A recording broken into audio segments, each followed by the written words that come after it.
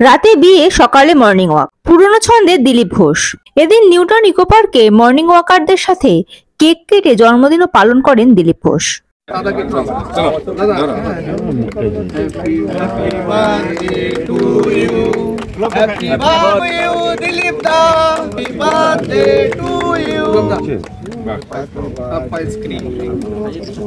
এখন বার্থডে হয়ে গেল, এখন জন্মদিন। চলো জন্মদিন তো এটাই তো,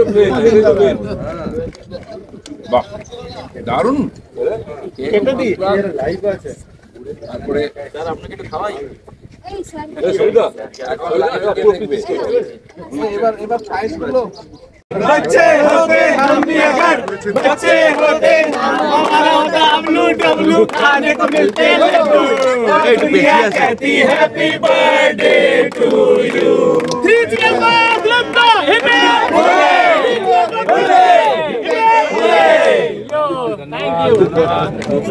দিলীপ ঘোষ বলেন, রিঙ্কু মজুমদারের সাথে আগেই আলাপ হয়েছিল।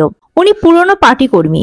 রাজনীতিতে উনি 2012 সালে এসেছেন, আমি এসেছি 2015 সালে। বিয়ে করার ব্যাপারটা হঠাৎই এসেছে, আর সেটা পরিস্থিতির কারণে। সেটা হয়েও গেছে যথাসময়। অনেকে ভাবছে ইকো পার্কে হাঁটলেই বিয়ে হয়, সারা জীবন হাঁটলেও বিয়ে হবে না।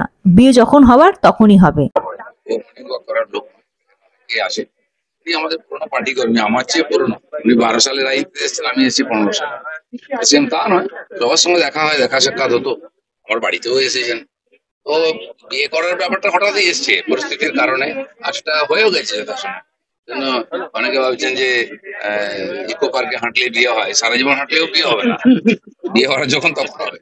Bureau report, ND Bangla news.